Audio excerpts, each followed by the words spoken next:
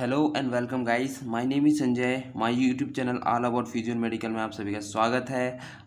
I am BBT third year student from government physiotherapy college Raipur. तो चलिए, रोज की तरह आज हम एक नए टॉपिक पर बात करते हैं। ठीक है फ्रेंड्स, आज मैं आप सभी के लिए ये फिजियोथेरेपी के लिए इम्पोर्टेंट क्वेश्चन तो है ही साथ हमारे मेडिकल कॉलेज में ये क्वेश्चन तो आता ही आता है। आप किसी भी प्रीवियस ईयर क्वेश्चन को उठा के देख लीजिएगा, सेरिब्रल पाल्सी ना पूछा गया हो। ठीक है, हमारे फिजियोथेरेपी में स्पेशली हम बात करें तो हमारा सेकेंड ईयर में एक पार्ट सेकेंड ईयर का सब्जेक्ट होता है पीडियाट्रिक। ठीक है, तो पीडियाट्रिक में ये क्वेश्चन मतलब वेरी वेरी इंपॉर्टेंट। और वेरी वेरी इंपॉर्टेंट क्यों है? क्योंकि इसी सेरिब्रल पाल्सी पर हमारा वर्क रहता है बहुत ज़्यादा। ठीक, सेरिब्रल पाल्सी के पेशेंट को ट्रीट करना ही फिजियोथेरेपी का बहुत बड़ा इम्पोर्टेंट रोल रहता है और योगदान रहता है। ठीक है गाइस, इसी कारण हमें सेरिब्रल पाल्सी को अच्छे से पढ़ना है और सेरिब्रल पाल्सी के बारे में जानना है और उसको ट्रीटमेंट कैसे करते हैं ये तो आना ही चाहिए। इसलिए ये इम्पोर्टेंट पार्ट हमारे सब्जेक्ट में रखा गया है।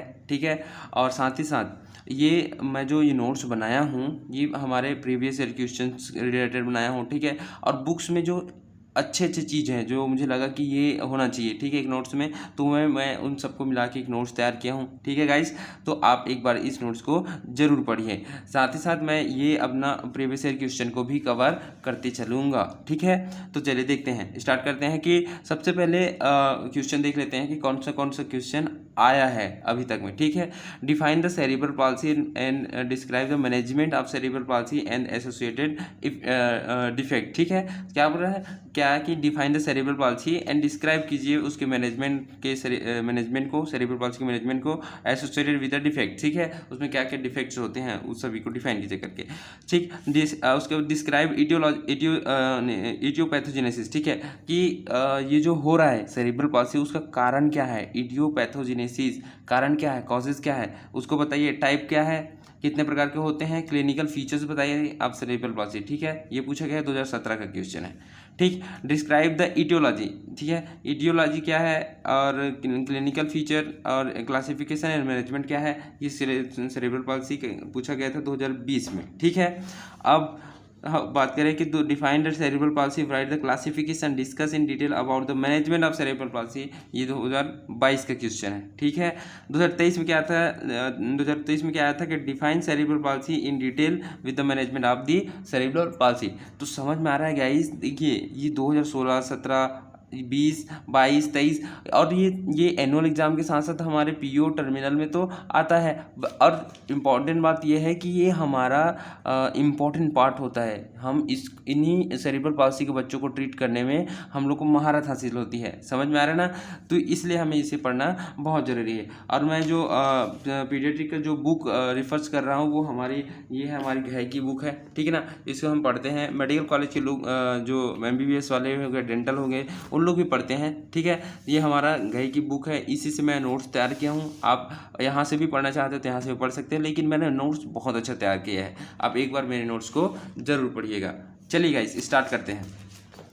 तो सबसे पहले हम देखते हैं कि डेफिनेशन, हमारा डेफिनेशन क्या होता है। तो सबसे पहले डेफिनेशन क्या है, cerebral palsy is the define is the non progressive, याद रखना क्या है, एक नॉन प्रोग्रेसिव, ठीक है, non progressive neuromotor disorder of the cerebral origin. देखिए, ये जो सेरिब्रल पाल्सी है वो हमारे ब्रेन के सेरिब्रल पार्ट से ओरिजिन होता है और एक न्यूरोमोटर डिसऑर्डर है। न्यूरो मतलब होता है न्यूरॉन्स। ठीक है, और मोटर मतलब होता है, देखिए हमारे पास दो सिस्टम होते हैं, असेंडिंग जो सेंसरी को लेके जाता है, डिसेंडिंग जो हमारे एक्शन को, मतलब वहाँ से हमारे ब्रेन जो काम को बोलता है कि जो भी हमारे रिफ्लेक्स मिलते हैं वहाँ से ब्रेन से उसको लेकर आता है, उसे हम बोलते हैं मोटर। ठीक है ना, तो ये क्या होता है, सेरिब्रल पाल्सी क्या होता है, न्यूरो मोटर डिसऑर्डर होती है और साथ ही साथ नॉन प्रोग्रेसिव होती है। नॉन प्रोग्रेसिव मतलब क्या समझ रहे हो गाइस, कि ये आगे बढ़ेगा नहीं, ठीक है, जो है वैसे ही रहेगा।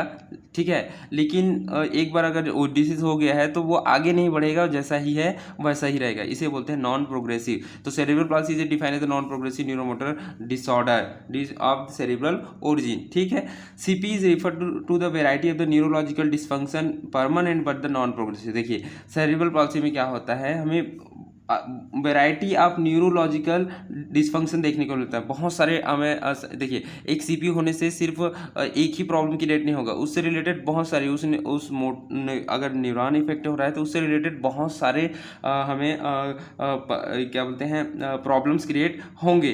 समझ में आ रहा है ना। तो CP is refer to the variety of the neurological dysfunction. Permanent वो जो डिसफंक्शन होती है वो परमानेंट होती है, बट दी नॉन प्रोग्रेसिव होती है, वो आगे नहीं बढ़ता, वो जैसा है वैसा रहेगा, लेकिन प्रॉब्लम तो होगी। ठीक, mainly affect the motor function. ये मेनली किसको अफेक्ट करता है सीपी, ये मोटर फंक्शन को अफेक्ट करता है। मोटर मतलब समझ रहे हो ना, मान लीजिए यहाँ से मैं, यहाँ ये एरिया है, इस पर्टिकुलर एरिया में पिन चुभा रहा हूँ, ठीक है, पिन चुभाता हूँ तो ये मैं झटके से हाथ को हटाता हूँ, ठीक है ना, कि कुछ चुभ रहे करके। तो जो मैं यहाँ से पिन चुभा है तो यहाँ सेंसरी और इस सेंसेशन को लेकर गया, ठीक है, ब्रेन तक, और ब्रेन ने कहा कि ये पिन है, इसको हटाओ वरना अंदर और ये यहाँ पेन होगा, ठीक है, ऐसे करके। तो जो मोटर जो न्यूरॉन ये सिग्नल लेकर आता है कि इस हाथ को हटाना है करके, वही हमारा क्या है, मोटर न्यूरॉन होते हैं। तो मोटर न्यूरॉन कितने प्रकार के होते हैं, मोटर न्यूरॉन दो होते हैं, पहला होता है फाइन होता है और दूसरा होता है ग्रॉस मोटर न्यूरॉन। समझ में आ रहा है guys, fine motor neuron, gross motor. Due to before birth उसे हम बोलते हैं पेरीनेटल, ठीक है, ड्यूरिंग द बर्थ उसे सॉरी प्रीनेटल, ठीक है, बिफोर बर्थ जो बच्चा रहता है उसे हम बोलते हैं पेरीनेटल, ड्यूरिंग द बर्थ उसे जो बच्चा रहता है ना, उसे हम बोलते हैं perinatal, and after the birth जो बच्चा हो चुका है, पैदा हो चुका है, उसे हम बोलते हैं पोस्टनेटल। ठीक है, इन सारे प्रॉब्लम्स में अगर इंजरी होता है तो हमें सीपी देखने को मिलता है, ठीक है ना। Mainly effect the motor function due to the before birth perinatal हो, ड्यूरिंग द बर्थ हो, प्रीनेटल हो, ड्यूरिंग द बर्थ हो, पेरीनेटल है, ठीक है ना, and the after the birth उसे पोस्टनेटल। इंजरी के कारण हमें सेरिब्रल पाल्सी देखने को मिलता है। समझ में आ रहा है गाइस, ठीक है। अब चलिए इटियोलॉजी जानते हैं। इटियोलॉजी मतलब होता है कारण, किस कारण होता है ये हमारे ये जो हमारा सेरिब्रल पाल्सी हो रहा है उसका कारण क्या है, उसे हम बोलते हैं इटियोलॉजी। तो सबसे पहले before the birth of the child, जिसे हम बोलते हैं प्रीनेटल, ठीक है। प्रीनेटल में क्या प्रॉब्लम होती है जिसके कारण हमें सेरिब्रल पाल्सी देखने को मिलता है। पहला, मदर एक्सपोजर टू रेडिएशन, ठीक है। मदर जो होती है, माँ की गर्भ में अगर बच्चा है, अगर वो बहुत ज़्यादा रेडिएशन में है, ठीक है ना, बहुत ज़्यादा एक्सपोजर हो रही है ना, बार बार एक्सरे करा रही है, बार बार सोनोग्राफी हो रहा है, तो क्या होता है, मदर एक्सपोजर टू रेडिएशन, ये भी एक कॉजेज है, एक कॉज है जो बच्चे को सेरिब्रल पाल्सी करा सकता है, ठीक है। मदर माल न्यूट्रिशन है, मदर जो होती है कम खाना खा रही है, या उसको प्रोटीन कार्बोहाइड्रेट की कम मात्रा मिल रही है as compare to normal person, ठीक है। तो उसके कारण भी हमें सीपी के सिम्टम्स देखने को मिलते हैं, किस पर, बच्चे में, ठीक है। जेनेटिक एबनॉर्मलिटीज है, बहुत सारी जेनेटिक एबनॉर्मलिटीज हो गई, वो भी कारण होता है। क्रोमोजोमल एबनॉर्मलिटीज, ठीक है। और प्री मैच्योर बर्थ चाइल्ड, ठीक है, इंपॉर्टेंट है, देखिए, प्री मैच्योर बर्थ चाइल्ड एक कॉज करा सकता है किसका, सेरेब्रल पाल्सी का, ठीक है। तो ये एक खतरनाक चीज़ है कि जो पैदा हो जाते हैं, ठीक है ना, प्री मैच्योर जो बच्चे पैदा होते हैं, वो उन बच्चों पर ज़्यादा केयरिंग की ज़रूरत होती है, उनको ज़्यादा संभालने की ज़रूरत होती है। क्यों? क्योंकि वे बच्चे ना, हो सकता है मे बी कि वो सेरिब्रल पाल्सी के शिकार हो जाए, ठीक है। तो उन बच्चों को ज़्यादा हमें केयरिंग करने की ज़रूरत होती है प्री मैच्योर चाइल्ड पर, ठीक है। और लास्ट में देखें टेराटोजन, ठीक है। टेराटोजन मतलब होता है, देखिएगा, इस कोई भी जो बीमारी को जनरेट कर सकता है, जैसे मान लीजिए जो केमिकल हो गया, ड्रग्स हो गया, कुछ भी चीज़ जो हमारे जैसे सीपी हो गया, कुछ भी हमारा जो डिसीज़ है उसको जनरेट कर सकता है, वो उस सारे इक्विपमेंट या केमिकल्स या ड्रग्स को हम क्या बोलते हैं, टेराटोजेंट कहते हैं। समझ में आ रहा है ना। तो ये टेराटोजेनिसिटी मान लीजिए कोई केमिकल है जिसे हमने खा लिया, जिसे मदर ने खा लिया, उसके बाद उसका प्रभाव बच्चे में हो रहा है, तो ये कहलाता है टेराटोजेंट। समझ में आ रहा है ना, समझ में आ गया गाइस। चलिए आगे बढ़ते हैं। At the time of the birth, ठीक है, कि बच्चे के डिलीवरी के टाइम यदि कोई प्रॉब्लम क्रिएट हो रही है तो वो भी सीपी को कॉज करा सकता है। तो कौन कौन सी कॉजेज देख सकते हैं, प्रोलॉन्ग डिलीवरी, ठीक है, कि किसी का जो डिलीवरी है टाइम है वो बहुत लंबा जा रहा है, ठीक है ना, डिलीवरी टाइम बहुत लंबा जा रहा है, जिसके कारण बच्चे को प्रॉब्लम हो सकती है और सीपी के शिकार हो सकते हैं, ठीक है। इम्प्रॉपर डिलीवरी, कुछ भी रैंडमली डिलीवरी नहीं कराना चाहिए, ठीक है ना। कोई भी आता है, जैसे गांव तरफ होता है, क्या होता है, गाँव तरफ कोई महिला रहती है, ठीक है, उसको बुलाया जाता है, फिर अपने तरीके से वो ट्रीट करती है, ठीक है। तो कभी कभी इम्प्रॉपर डिलीवरी हो जाता है, ठीक है ना, कभी कभी हम ना चाहते हुए हम हमारे हाथ से प्रॉब्लम हो जाता है, क्योंकि हम उतना ज़्यादा पढ़े लिखे तो होते नहीं हैं, ठीक है। अगर पढ़े लिखे होते हैं तो थोड़ा बहुत नॉलेज रहता है कि हमें ऐसे नहीं पकड़ना, वैसे नहीं करना है, ऐसे ऐसे ऐसे रखना, ठीक है, लेकिन उन लोग को उतना नॉलेज नहीं रहता, तो इम्प्रॉपर डिलीवरी भी सीपी को कॉज करा सकती है, ठीक है। Placental damage, very very important, placental damage भी एक कॉज है, कॉज करा सकती है किसको, सेरेब्रल पाल्सी को। समझ में आ गया गाइस। चलिए अब देखेंगे कि लो बर्थ वेट, ठीक है ना, अगर कोई बच्चा जिसका लो बर्थ वेट है, ठीक है, वो भी क्या करा सकती है, सीपी को कॉज करा सकती है, ठीक है।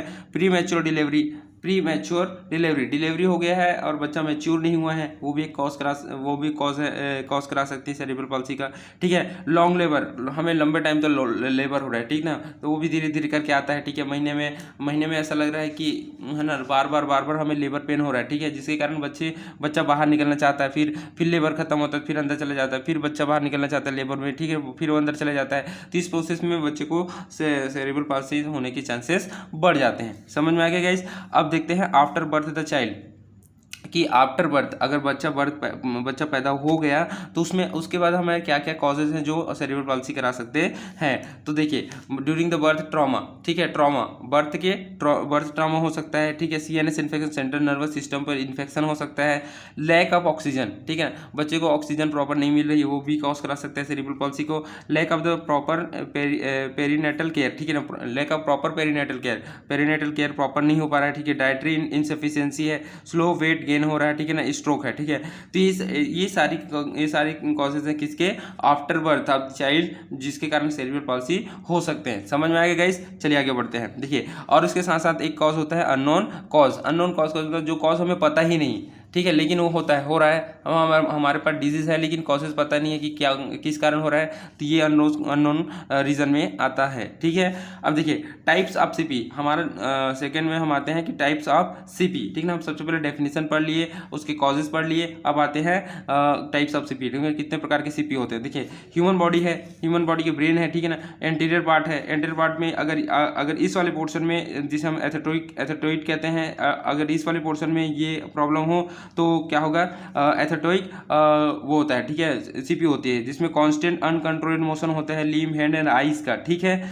और इसके जस्ट नीचे जाएंगे तो रिजिडिटी होता है, ठीक है। Rigidity of tight muscle that resist the effort of the make then movement, ठीक है ना, जो ये रेजिस्ट करता है मूवमेंट को, ठीक है। इस वाले पोर्शन में अगर हमारा ब्रेन इफेक्ट हुआ तो, ठीक है, अगर इस वाले पोर्शन में हमारा ब्रेन इफेक्ट होता है तो ट्रेमर आते हैं, uncontrolled shaking, interfering with the coordination, ठीक है, हमारे कोऑर्डिनेशन में इंटरफेयरिंग होता है इस वाले पोर्शन में अगर हमें ब्रेन इफेक्ट होता है तो, ठीक है। अगर इस वाले पोर्शन में अगर हमारा ब्रेन इफेक्ट होता है तो एटैक्सिक हमें सीपी देखने को मिलता है, जिसमें पुअर सेंसस होती है, बैलेंस होता है, ठीक ना, often causing fall in stumbles, ठीक, हम अचानक गिर जाता है, ठीक है। तो ऐसे पर्सन इस वाले पोर्शन में अगर हमारा ब्रेन इफेक्ट होता है तो ये हमें इस टाइप के सिम्टम देखने को मिलते हैं। अगर इस वाले पोर्शन में अगर हमारा ब्रेन इफेक्ट होता है, जिसे स्पास्टिक सीपी कहते हैं, जिसमें क्या होता है contributed the most common type, ये जो होती है most common type of CP होती है, ठीक है। और स्पास्टिक सीपी क्या होती है हम आगे बात करेंगे इस बार, ठीक है गाइज। तो इतना समझ में आ गया कि कौन से पोर्शन में अगर होगा हमारा ब्रेन इफेक्ट होगा तो कौन सी डिजीज, कौन से सिम्टम हमें देखने को मिलेंगे। तो ये हो गया। चलिए आगे बढ़ते हैं। अब हम बात करेंगे टाइप्स ऑफ सीपी की। हमारे पास कितने टाइप्स हैं। सबसे पहले देखिए, हमारे पास जो मेनली होते हैं वो 5 टाइप के ऑफ सीपी होते हैं, ठीक है। 5 टाइप्स ऑफ सीपी होते हैं, ठीक है। 5 टाइप के होते हैं सीपी, टाइप्स ऑफ सीपी की बात करें तो 5 टाइप होते हैं। फर्स्ट स्पास्टिक सीपी, दूसरा होता है हाइपोटोनिक सीपी, तीसरा होता है एक्स्ट्रा पिरामिडल सीपी, चौथा होता है सेरिबेलर इन्वॉल्वमेंट वाला सीपी, ठीक है ना, और पांचवा होता है मिक्स टाइप ऑफ सीपी, ठीक है। स्पास्टिक सीपी जो होती है ना वो 65% होती है, ठीक। अब हम आगे डिस्कस करेंगे तो समझ में आएगा। स्पास्टिक सीपी को और हम डिवाइड करते हैं, मोनोप्लेजिया है, डाईप्लेजिया, हेमीप्लेजिया या क्वाड्रीप्लेजिया है। समझ में आ गया गाइस, मोनोप्लेजिया, डाईप्लेजिया, हेमीप्लेजिया और क्वाड्रीप्लेजिया में हम इसको डिवाइड करते हैं। तो चलिए स्टार्ट करते हैं। स्पास्टिक सीपी क्या होता है? This is the most common type of the CP. Very very important, याद रखना है, पूछते हैं वह प्रैक्टिकल में कौन सी सीपी मोस्ट कॉमन होती है। तो spastic CP the most common type of the CP. कितना परसेंट होता है? 65% चांसेस होती है इस सीपी के होने का। ठीक, तो depending upon the spastic distribution divided into the 4 type. ठीक है, स्पास्टिक डिस्ट्रीब्यूशन के अकॉर्डिंग इसको हम 4 टाइप में हम इसको डिवाइड करते हैं। ठीक है, तो फर्स्ट कौन सा होता है? Monoplegia, involvement only the one extremity, only one leg और वन हैंड इज अफेक्टेड। देखिए, यदि एक टाइम पर यदि हमारा वन लेग इफेक्ट हो सकता है या फिर वन हैंड इफेक्ट हो सकता है। मोनोप्लेजिया मतलब, मोनो मतलब आप क्या समझते हैं गाइस? मोनो मतलब होता है एक, ठीक है, प्लेजिया मतलब होता है लेग एंड पोर्ट्स, पैर। ठीक है, यदि एक पैर इफेक्ट होगा या हाथ इफेक्ट होगा, इस कंडीशन को बोलते हैं मोनोप्लेजिया। ये किसका पार्ट है? ये स्पास्टिक सीपी का। ठीक, only one is affected in this condition. ठीक है, या तो हाथ एक ही हैंड इफेक्ट होगा, यदि एक पैर अफेक्ट होगा, तो इस कंडीशन को बोलते हैं हम मोनोप्लेजिया। समझ में आ गया गाइस? अब चलिए इसको देख लेते हैं। दूसरा होता है हेमीप्लेजिया। ठीक है, हेमीप्लेजिया देखिए, सेमीप्लेजिया में क्या होता है? वन साइड लेफ्ट और राइट साइड, और या तो हो सकता है कि right side of one leg and one hand is affected. ठीक है, इस कंडीशन में क्या होता है? One hand and one leg दोनों एक साथ अफेक्टेड होते हैं, लेकिन वो किस साइड का हो सकता है? या तो राइट साइड का हो सकता है या फिर लेफ्ट साइड का हो सकता है। जैसे आपको डायग्राम में दिख ही रहा है ये, ठीक है ना। तो ये लेफ्ट साइड राइट साइड है, only one side is affected, या तो इस राइट साइड इफेक्ट होगा या फिर लेफ्ट साइड अफेक्ट होगा। ठीक है, अब आते हैं डाईप्लेजिया। डाईप्लेजिया मतलब क्या होता है? दो पैर, दो या तो दोनों पैर या तो अफेक्ट होंगे या तो दोनों हाथ अफेक्ट होंगे, या तो अपर वाला या लोअर वाला। समझ में आ रहा है गाइस? डाईप्लेजिया बोथ द हैंड, समझ में? देखिए, बोथ द हैंड या both leg is affected in this condition. या तो दोनों हैंड अफेक्ट हो सकता है या फिर दोनों पैर अफेक्ट हो सकता है इस कंडीशन में। किस कंडीशन में? डाईप्लेजिया की कंडीशन में। ओनली वन साइड अपर और लोअर पार्ट इज अफेक्टेड। देखिए, ओनली वन साइड, या तो अपर पार्ट ही अफेक्ट होगा या फिर लोअर पार्ट अफेक्ट होगा इस कंडीशन में। समझ में आ गया गाइस? अब आते हैं क्वाड्रीप्लेजिया। हमारे पास अब देखिए समझ में आ गया ना? नहीं, हेमीप्लेजिया, डाईप्लेजिया क्या होता है। अब आते हैं क्वाड्रीप्लेजिया। क्वाड्रीप्लेजिया मतलब क्या समझ में आ गया गाइस? क्वाड्री मतलब होता है चार, प्लेजिया मतलब होता है चारों पैर, मतलब जो दोनों हाथ और दोनों पैर अगर अफेक्ट हो रहे हैं तो उस कंडीशन को बोलते हैं क्वाड्रीप्लेजिया। समझ में आ रहा है? देखिए, क्वाड्रीप्लेजिया के all the 4 limbs is affected in this condition. चारों लिम्स हमारे अफेक्ट होते हैं किस कंडीशन में? क्वाड्रीप्लेजिक कंडीशन में। ठीक है, हाइपोटोनिक की बात करें, देखिए हो गया ये हमारा, हम स्पास्टिक सीपी में 4 पढ़े। पहला मोनोप्लेजिया, डाईप्लेजिया, डाईप्लेजिया, हेमीप्लेजिया और क्वाड्रीप्लेजिया। समझ में आ रहा है ना? तो अब हम आगे बढ़ते हैं अपना सेकेंड इंपॉर्टेंट पाल्सी की तरफ, जिसे हम बोलते हैं सेरेब्रल हाइपोटोनिक सेरेब्रल पाल्सी, जिसे हम एटोनिक भी बोलते हैं। ठीक है, हाइपोटोनिक को हम एटोनिक सेरेब्रल पाल्सी भी बोलते हैं, याद रखना। हाइपोटोनिक को क्या बोलते हैं? Atonic cerebral palsy. तो चलिए स्टार्ट करते हैं।